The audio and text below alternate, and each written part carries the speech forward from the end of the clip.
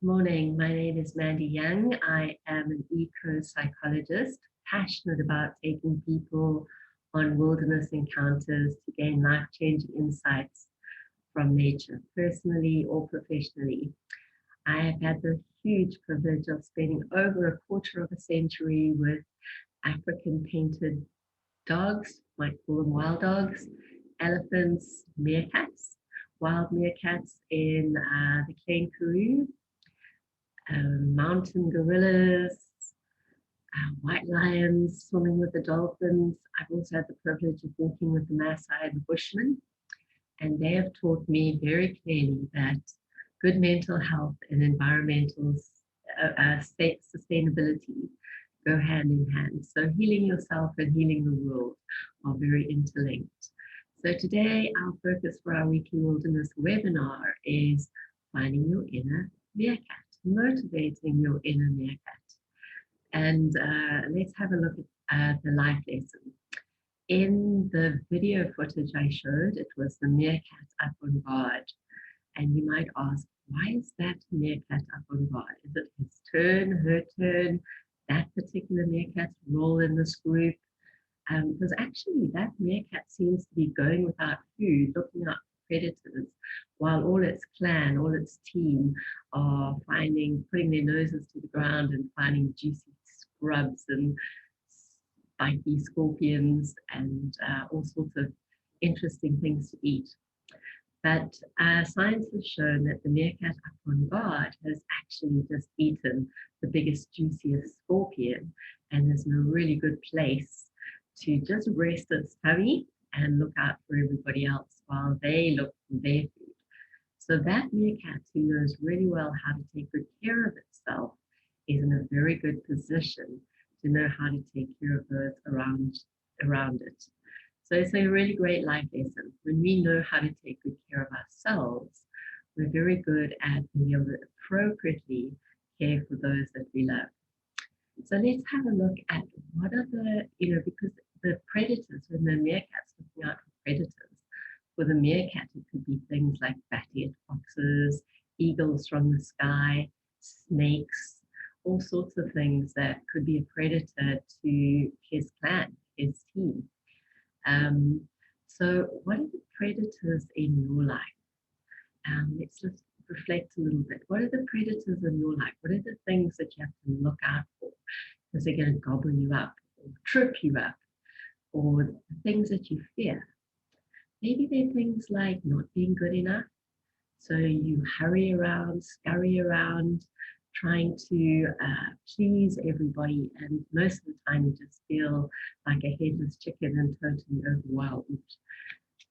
Maybe it could be the fear of a lack of, I'm going to read my own, a lack of motivation. You procrastinate a lot. You think about something and then, I can do it tomorrow. And you wonder why. Why didn't you ever get those things done? And sometimes that's because you don't know your why, your passion, your purpose, your dream. And I'm going to give you an interesting opportunity at the end of this video, if that's you. Maybe you are worried about the competition that the predators create. And then it could be a good idea for you really to get to know your competition, especially if you are in a sporting team or a high corporate. Have a look at your competition. It kind of normalizes things when you do that, because they're going to have strengths and they're going to have weaknesses.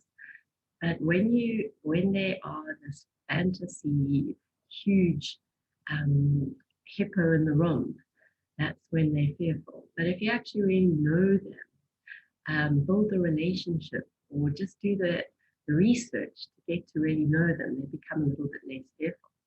But on the flip side of the coin, get to know yourself. Get to know yourself a bit better.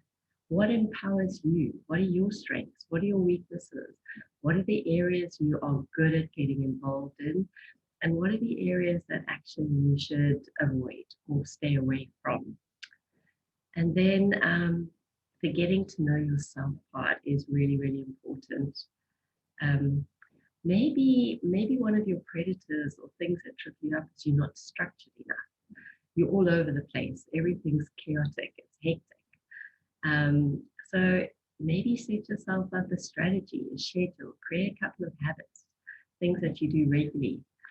Um, so now that we've talked a little bit about what could be your predators in your life, what could be the things you look out for when you're trying to practice good self-care, when you're trying to achieve those amazing goals in your life. What is it that stops you from finding that juicy lava you'd like to feed on if you were a meerkat? So let's consider some of the things. Maybe you need more reflection time in your life.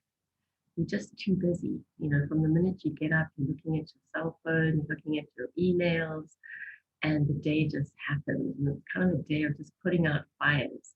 You don't really have priorities. You don't really have structure. You don't really have time to reflect, time to just be quiet, time to just think, time to integrate what is happening in the day. And something that really supports that is journaling. Find some time in the day. Usually the best time is when you first wake up. Get yourself a cup of hot lemon juice with some salt in it and a bit of honey, something healthy. If you have to, some coffee or some healthy herbal tea. Get something that you kind of gets you awake a little bit.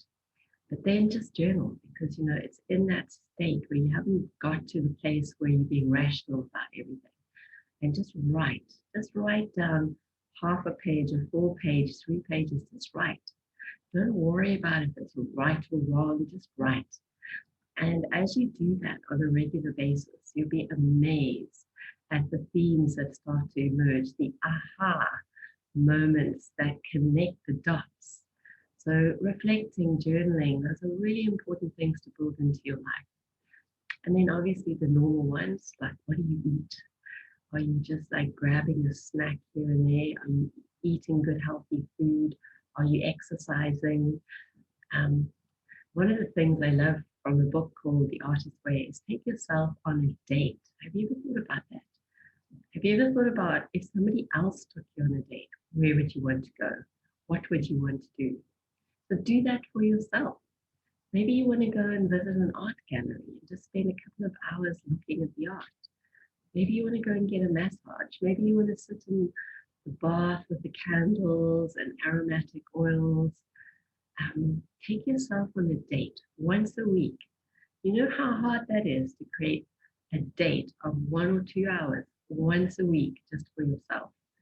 But it will be amazing because you'll realize how many resources you have within yourself to nurture yourself. And when you do that, you realize you don't have to depend so much on other people to provide all that nurturing for them. You don't have to blame them when they don't, because you know how to do that for yourself. It's really, really important. Then you might need to ask, who do you hang out with? Who are the people you normally spend most of your day with? Are they creating positive energy in your life or negative energy? Sometimes you can change that, but as much as you can, try to hang out with positive people. Try to hang out with people that inspire you, energize you. And as I said earlier on, there's one thing I'm going to offer you. So I have over 3 decades of experience as a life coach. As you know, I'm passionate about offering you life insights from nature. But I would like to, if you have watched this video, get hold of me on my website, www.wildernessencountersafrica.com.